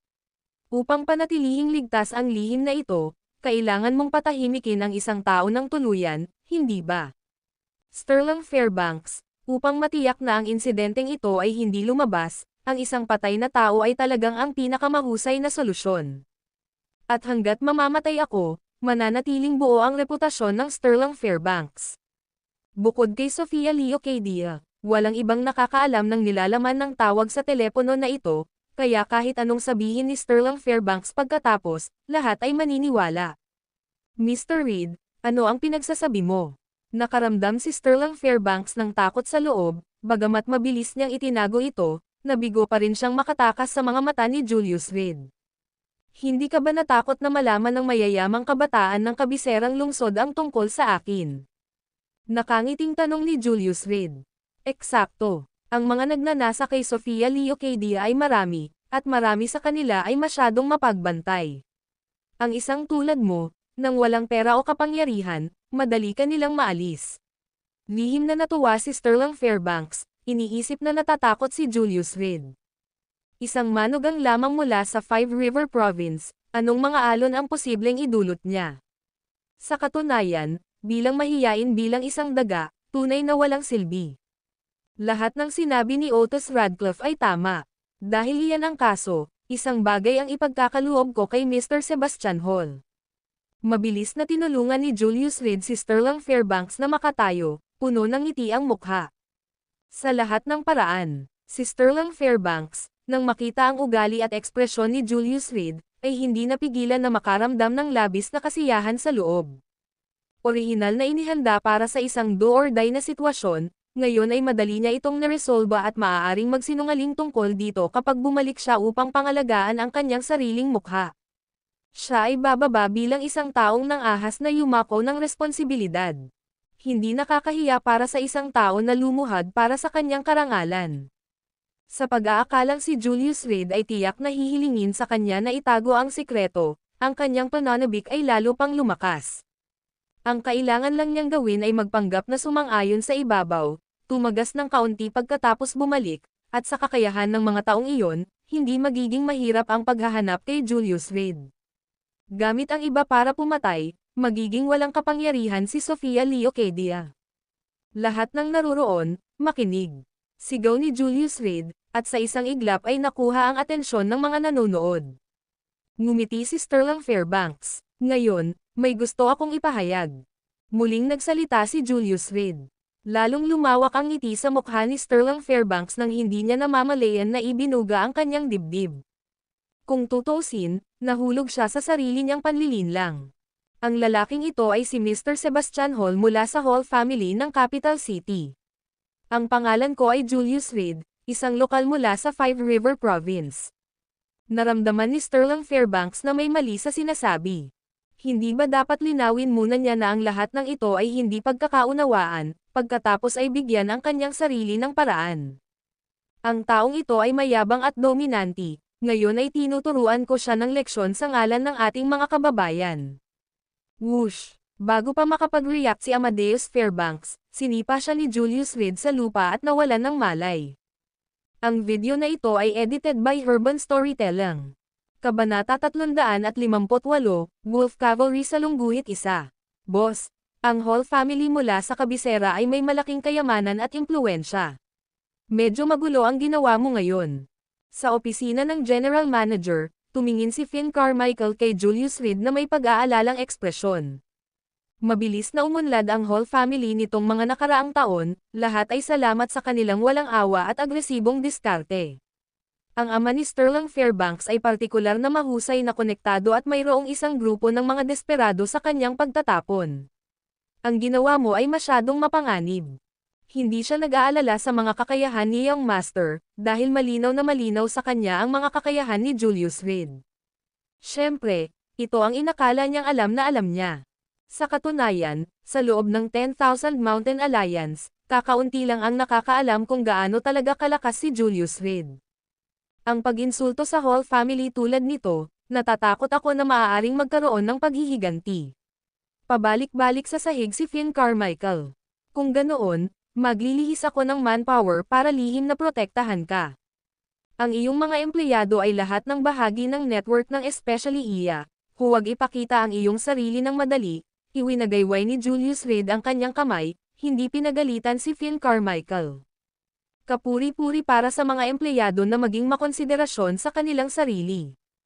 Tapos ikaw, hindi pa rin napanatag si Finn Carmichael, kung talagang kumilos ang Hall family, maaari itong maging lubhang mapanganib.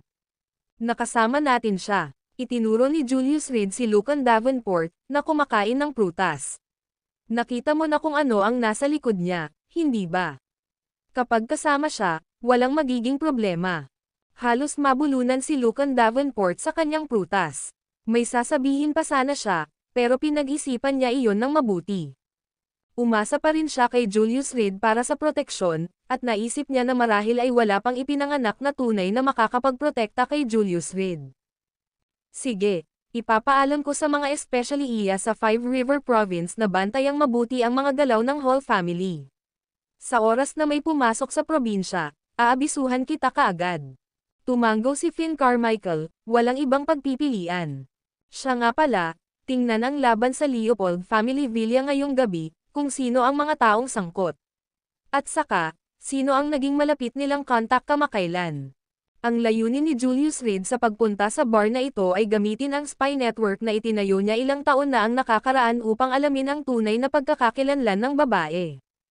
Ang kakayahang pakilyusan ang Shadow Warriors ay nangangahulugan na siya ay isang mataas na ranggo na miyembro ng 10,000 Mountain Alliance, ngunit ang alliance ay malaki, at mayroong higit sa 12 kababaihan na may ganoong uri ng kapangyarihan na nag-iisa.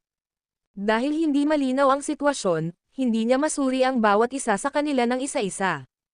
Sa ngayon, lahat ay sospek. Young Master, may something talaga. Mabilis na pumunta si Finn Carmichael sa mesa at nagsimulang magbuklat ng mga file ng walang tigil. Ilang sandali pa, nagdala siya ng ilang papel kay Julius Reed. Ang mga tao ng Skyfire ay nananatili sa Leopold Family Villa. Hindi pa namin natukoy kung sino ang nakalaban nila, ngunit ang isang magaspang na pagtatansya ay nagpapahiwatig na sila ay dapat na mga lokal. Itinuro ni Finn Carmichael ang text sa report at nagsimulang mag-analyze, malakas ang spy network namin, may tiwala ako dyan. Since 3 months ago, iilang grupo lang ang mga skilled fighters na pumapasok sa probinsya. Hindi kasama ang malaking bilang ng Shadow Warriors na pumasok sa Gonzales City sa loob ng ilang araw at kalaunan ay umalis na ang lahat. Alam ko iyon, putol ni Julius Reed. Dumating ang Shadow Warriors upang patayin ako, ngunit karamihan sa kanila ay nagpigil ng husto pagkatapos nabigyan ng babala ng Cosmo at Wilson Pavilion at hindi nang ahas na tanggapin ang lihim na pabuya. Alam mo ba ang tungkol dito? Tumingin si Finn Carmichael kay Julius Reed na may kakaibang ekspresyon at naglabas ng isa pang ulat. Ang mga taong ito ay napakahusay at mas mapagmatsyag. Ang ating mga tao ay nabigo sa tuwing sinusubukan nilang lumapit. Ang isang maliit na koponan na nagsisimulang magkaroon ng hugis, kung sila ay nanggaling sa ibang probinsya, tiyak na mapapansin natin. Tiniyak niya ng may katiyakan, kaya, napagpasyahan ko na ang mga taong ito ay talagang mga lokal. Kung ganoon talaga, magiging kawili-wili ito, bahagyang kumunat ang noo ni Julius Reed, na kinikilala ang conclusion ni Finn Carmichael. Personal niyang inilatag ang intelligence network sa Five River Province, kaya malinaw sa kanya ang mga kakayahan ng network na ito. Imposible para sa isang malaking koponan na pumunta ng walang anumang mga record, ang tanging paliwanag ay na sila ay mga lokal. Ngunit sa lokal, mayroon bang organisasyong ganoon kalakas? Ito ang hindi naintindihan ni Julius Reed.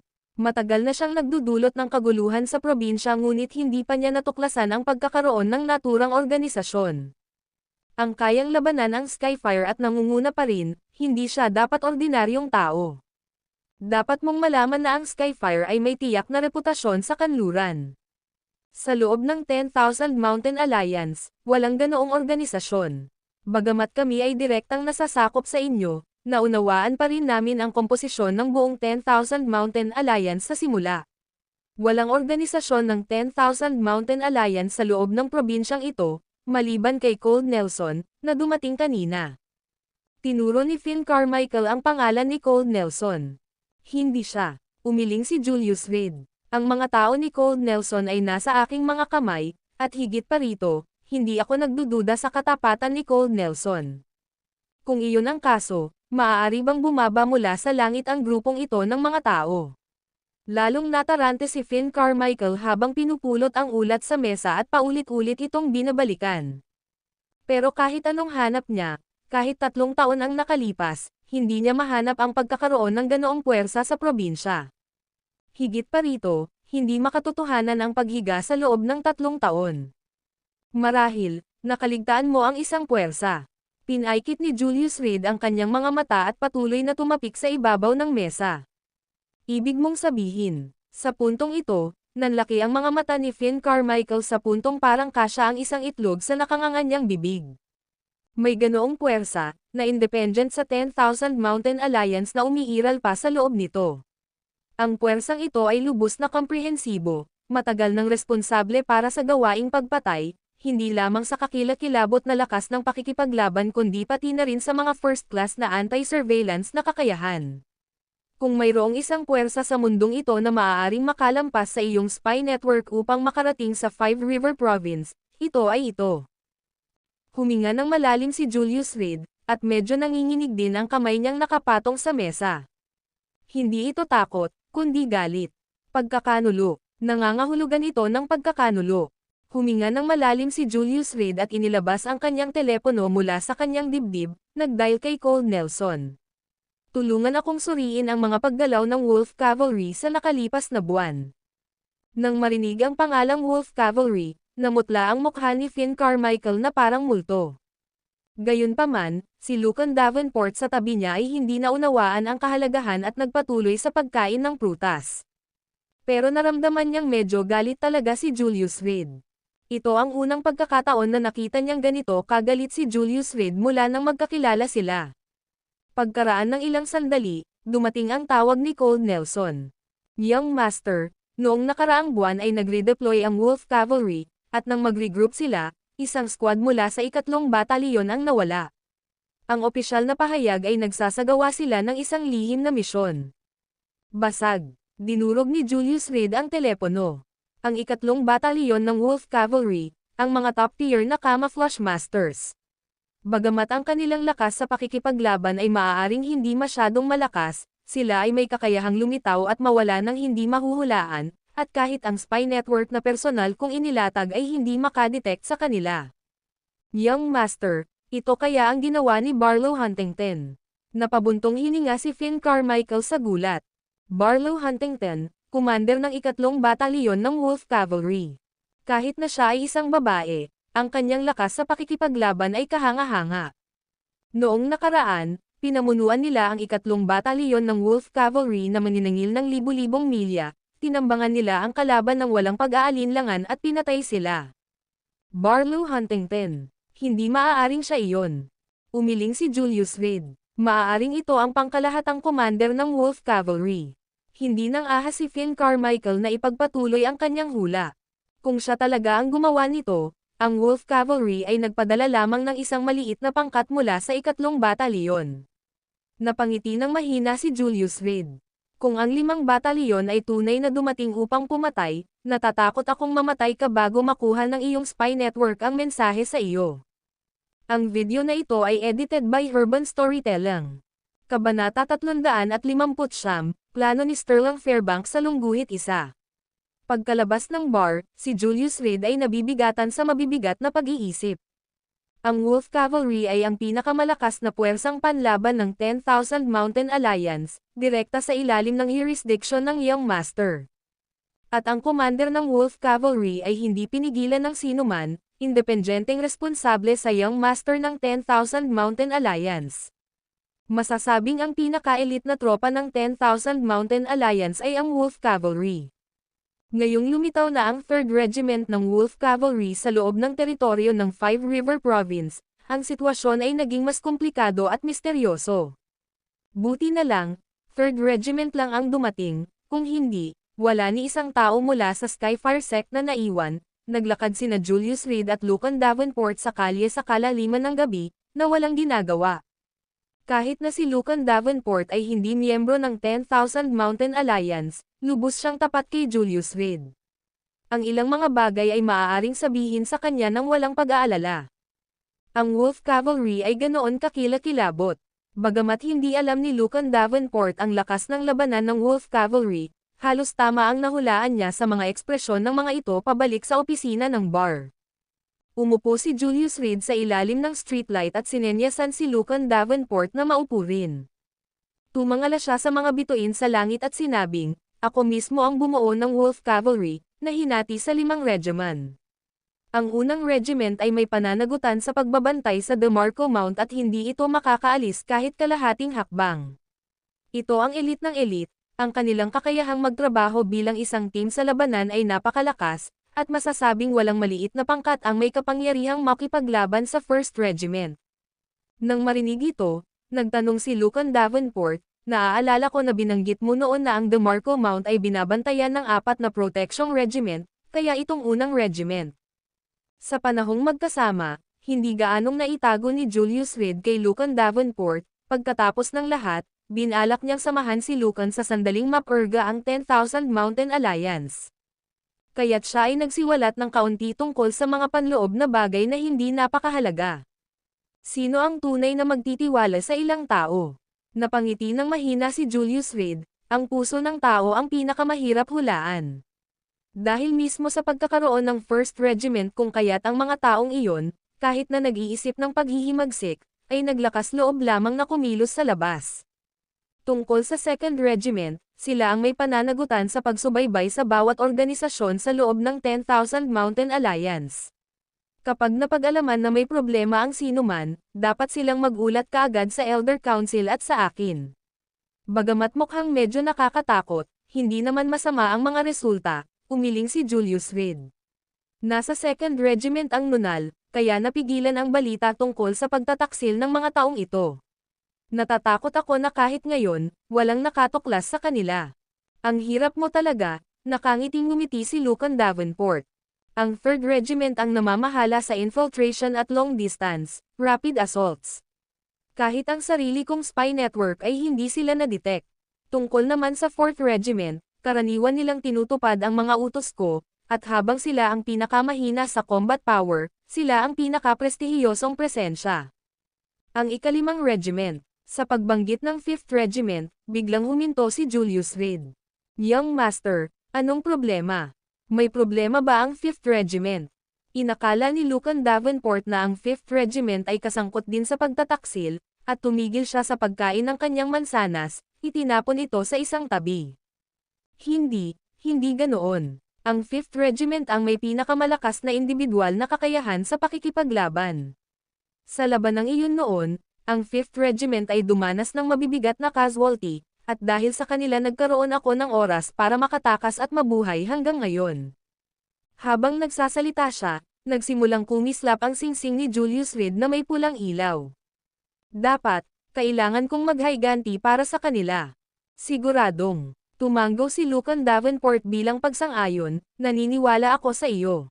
Kuwit. Mahaba ang gabi, ngunit may mga hindi makatulog. Nakahiga si Otis Radcliffe sa isang hospital bed, bali ang kanyang mga binti, sobrang putla ng kanyang kutis. Nakatayo sa tabi ng kama ng ospital sina Braden Leopold at Sterling Fairbanks, kasama ang marami pang lokal na kabataang kilala. Ikinalulungkot ko ang nangyari ngayon, lumapit si Sterling Fairbanks kay Otis Radcliffe, yumuko ng malalim sa harap niya. Mr. Fairbanks, sobra na. Otis Radcliffe, tinitiis ang kanyang matinding sakit, pinilit na ngumiti. Ang mabali ang aking mga binti ni Mr. Fairbanks ay isang karangalan para sa akin. Dahil sa mga pangyayari, maaari lamang siyang magpakita ng katapatan sa pabor sa Sterling Fairbanks, kung hindi, mawawala ng kabuluhan ang kanyang mga putol na binti. Sisihin mo si Julius Reed. Nagsalita si Otis Radcliffe sa pamamagitan ng pagngangalit ng mga ngipin. Julius Reed, habang binibigkas niya ang pangalang iyon, ang mukha ni Sterling Fairbanks ay naging mapula sa isang iglap. Kumalat na ang mga pangyayari sa maghapon, at kahit hating gabi na, maraming kaibigan ang nagpadala ng mga mensahe na nagtatanong kung totoo ba ang nangyari sa Sterling Fairbanks. Sa umaga, inaasahan na ang buong bilog ay malalaman ang kwento ng walang pagbubukod. Otis, sabihin sa akin ang lahat tungkol sa Julius Reed na ito, at ipinapangako ko sa iyo, hindi na siya mabubuhay pagkatapos ng 3 araw. Ang Sterling Fairbanks ay determinado, handang magbayad ng anumang halaga upang mapatay si Julius Reed. Si Julius Reed ay orihinal na aking bayaw, kasal sa Radcliffe family sa loob ng 3 taon, nabubuhay tulad ng isang aso. Si Otis, na puno ng sama ng loob, ay maingat na ipinahayag ang lahat ng impormasyon tungkol kay Julius Reed, maging ang pagsikat ng Kela Radcliffe. Kung ganoon nga ang sitwasyon, ang iyong kapatid na babae ay maaaring maging isang breakthrough point. Isang kakaibang ngiti ang sumilay sa mga labi ni Sterling Fairbanks, mukhang dedikado siya sa kapatid mo. Anong klaseng lalaki ang walang babae? Pero pinili niyang tiisin ang kahihiyan, lahat para sa kapatid mo. Exactly. Bagamat isa siyang bastard, he has been genuinely devoted to my sister. Sayang lang at hindi mabuting tao ang tiyahin ko at sinira niya ang kasal, tumanggo si Otis bilang pagsang-ayon. Mula nang magkaroon ng bigla ang paggising si Julius Reed, Tinutulungan niya si Keller Radcliffe na mapataas ang kanyang katayuan, at sa huli ay inalis pa niya ang lahat kay Zaid Radcliffe at sa kanyang apo. Hindi niya gagawin ang lahat ng ito kung hindi niya mahal si Keller Radcliffe. Bukod dito, pagkatapos kunin ni Julius Reed ang kanyang kapalaran, palagi siyang nakatayo sa tabi ni Keller Radcliffe, hindi nagtaas ng boses sa kanya, kahit kanino pa siya galit. Kung ganoon, magsisinungaling ka para akitin ang kapatid mo.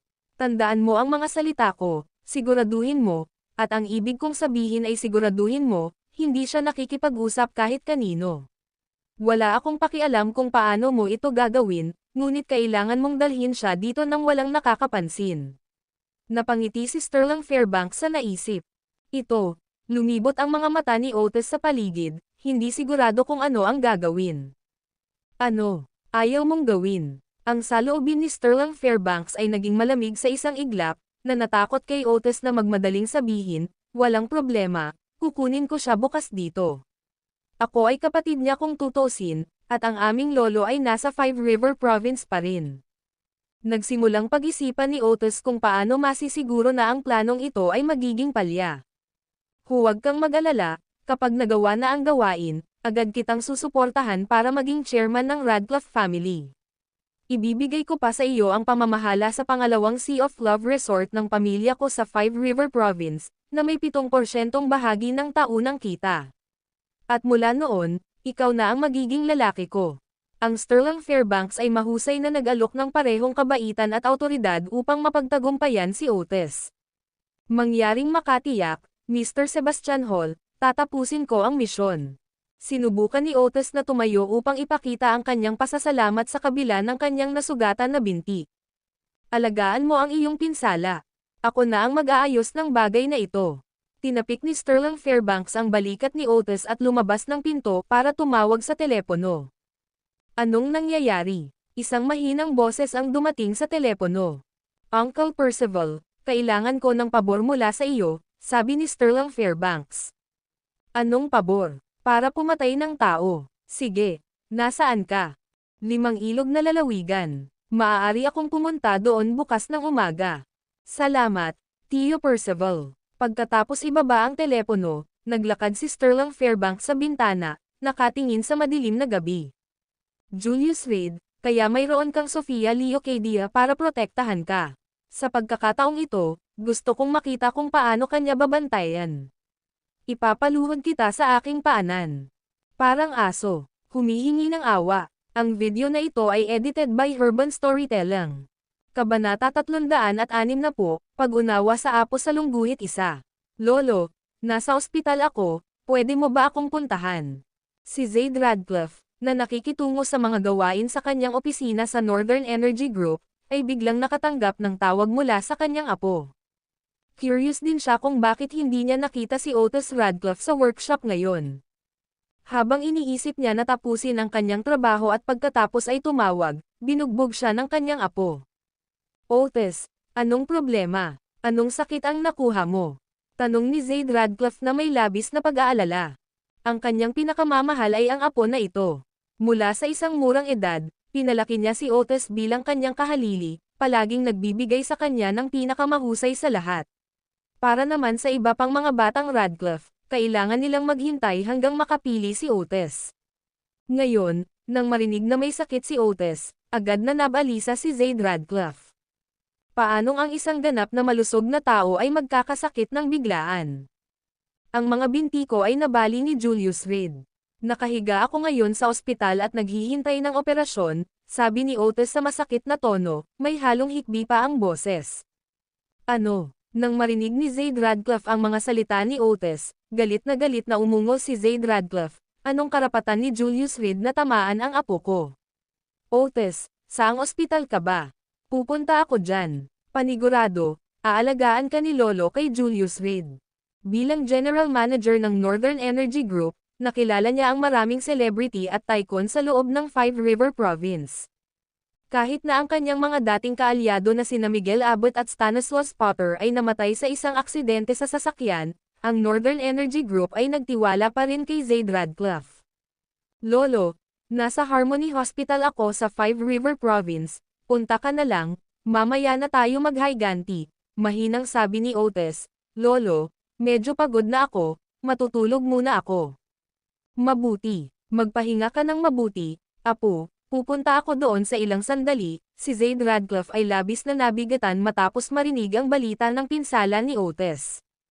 Kinuha niya ang kanyang kapote na nakasabit sa opisina, nag-walk out, inutusan ang kanyang sekretarya na ayusin ang sasakyan, at dumiretso sa Harmony Hospital sa Five River Province. Sa daan, nagsimula siyang magplano kung paano haharapin si Julius Reed. Kung hindi niya papatayin si Julius Reed dahil sa pagbali ng mga binti ni Otis ng 2 beses na sunod-sunod, naramdaman ni Zaid Radcliffe na hinding-hindi niya matatahimik ang kanyang galit. Maya-maya, dumating na ang sasakyan sa entrance ng ospital. Hindi na hinintay ni Zaid Radcliffe ang driver, nagmadali siyang pumasok sa Harmony Hospital ng mag-isa, sumakay sa elevator papunta sa ika-6 na palapag kung saan tumutuloy ang mga inpatient, at sinunod ang room number na ibinigay sa kanya ni Otis kanina. Pagkapasok niya sa kwarto ay nakita niya si Otis na nakahiga sa kama, nakakast ang 2 paa at nakasuspend sa ere. "Otis," kumirat ang puso ni Zaid Radcliffe, ito ang apple of his eye. Tahimik niyang sinumpa si Julius Reed at nagmadaling pumunta sa tabi ng kama ni Otis para hawakan ang kamay ng apo. "Anak, ang mga binti mo." Minsan, ang mga binti ni Otis ay binali ni Julius Reed. Sa oras na iyon, gumastos si Zaid Radcliffe ng malaking pera para magpagamot para kay Otis. Bagamat sa wakas ay nakalakad na siya, naiwan siyang pailay. Ngayon, nabali na naman ni Julius Reed ang mga binti ni Otis. Kahit na ang isang divine doctor ay malamang na walang kapangyarihan upang baligtarin ito. Nangangahulugan ito na maaaring kailanganin ni Otis na gugulin ang kanyang buhay sa isang wheelchair. "Lolo," nang marinig ang boses ni Zaid Radcliffe, biglang iminulat ni Otis ang kanyang mga mata, hinawakan si Zaid Radcliffe gamit ang halos walang lakas na kamay, at mahinang sinabi, "Binitawan na kita, Lolo. Gusto kong ilabas ang iyong galit para sa iyo, ngunit binali ni Julius Reed ang magkabilang binti ko." Anong nangyari? Nang marinig ito, naramdaman ni Zaid Radcliffe ang init sa kanyang puso. "Sarili kong apo, talagang nagmamalasakit siya sa akin. Kung siya nga ay binugbog para baliin ang kanyang mga paa ni Julius Reed para lang ilabas ang kanyang galit sa ngalan ko, itataya ni Zaid Radcliffe ang kanyang buhay para ipaghiganti si Otis. Kahapon, nag-iinuman ako kasama ang mga kaibigan at sa hindi inaasahang pagkakataon ay nakasalubong ko si Julius Reed sa bar. Nang makita niya ako, ininsulto niya ako, ngunit dahil alam ko ang plano ni Lolo, nanatili akong kalmado. Sinong mag-aakala na pagkatapos ng ilang inuman, sinimulan niyang minumura si Lolo sa bar. Napabuntong hininga si Otis, napakahirap ng mga insulto, nawalan ako ng kontrol sa aking emosyon. Ano ang sinabi niya tungkol sa akin? Si Zaid Radcliffe ay hindi napakunot ng noo ngunit sa halip ay mahigpit na hinawakan ang bedsheets ng hospital bed ni Otis. Si Otis ay mukhang nababalisa at mahinang umiling, "Wag na. Napakasamang ulitin." Habang nagtitimpi si Otis, mas naging curious si Zaid Radcliffe. "Malayang magsalita, hindi ikaw ang may gawa ng pagmumura. Gusto kong marinig kung ano ang iniisip ng manugang na ito, na minsang nagpakasal sa pamilya Radcliffe, sa matandang ito." Naningkit ang mga mata ni Zaid nang sumilay sa kanila ang isang pagpatay na layunin. "Sinabi niya na ikaw ay walang utang na loob na matandang bastard, pinagaling ko ang iyong sakit, ngunit pinakitunguhan mo ako ng hindi maganda, kahit na mas mababa sa isang aso sa aming bahay." Bakas sa mukha ni Otis ang hirap magsalita, nauutol siya, "Hindi lang iyon, isinumpa ka rin niya sa pagiging bulag mo at hindi pagkilala sa tunay na talento, sinabi na ang isang matandang tulad mo ay mamatay na lang." Bang! Sinuntok ni Zaid Radcliffe ang dingding ng silid ng ospital, namumula ang kanyang mukha sa galit, "Ang halimaw na ito. Pinakain ko siya, binihisan ko siya, at binigay pa sa kanya ang aking apo sa kasal. Ngayon, siya ay talagang walang utang na loob." Dahil ang account ni Otis ay ang lahat ng bagay na ginawa ni Zaid para kay Julius Reed, wala siyang pagdududa sa sinabi ni Otis. Kung tutuusin, pinlano niya talaga iyon. Ngunit habang ito ay isang bagay para sa kanyang sarili na gawin ito ay ganap na iba para sa ibang tao na punahin ito. "Apo, magpahinga ka na at gumaling ka. Hahanapin ko siya." Malamig na napabuntong hininga si Zaid Radcliffe. Ngayon, hindi na tulad ng dati ang sitwasyon natin. Kung gusto niyang mamatay, obligado ako. Sa kanyang panahon sa Northern Energy Group, bukod sa pag-iipon ng malaking halaga ng pera, si Zaid Radcliffe ay nakipagkaibigan din sa matataas na lugar. Ginawa ng mga taong ito ang kanilang trabaho para sa pera, at hanggat tama ang presyo, si Julius Reed, kahit na may pakpak siya, ay hindi makakatakas. Lolo, ang pasensya ay humahantong sa isang mas mahusay na diskarte. Ang iyong karera ay nagsisimula pa lamang, at kung ang iyong apo ay mawalan ng paa, gayon din. Dapat tayong magtiis ng kaunti pa, at huwag kumilos ng padalos-dalos dahil sa akin. Nagpumigla si Otis na umupo mula sa kama ngunit sa sobrang sakit ay pinagpawisan siya ng malamig. Talagang kontento ako na pinuntahan ako ni Lolo. Sulit ito, hindi lang mabali ang magkabilang binti, kundi kahit na ang buhay ko ay kabayaran.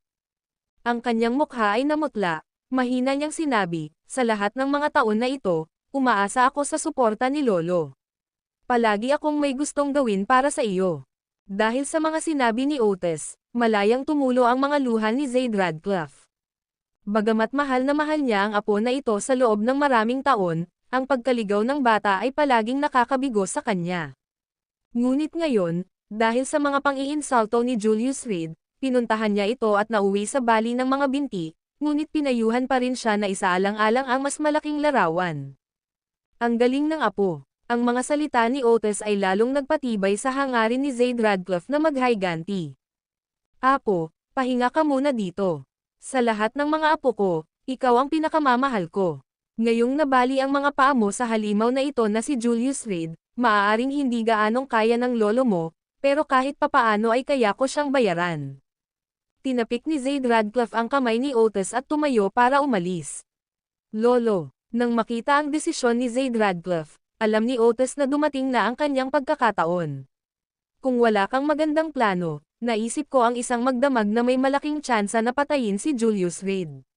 Kahit na hindi siya patayin nito, hindi siya mabubuhay ng matagal. Hinawakan niya ang damit ni Zaid Radcliffe at agad na bamulong sa likod niya.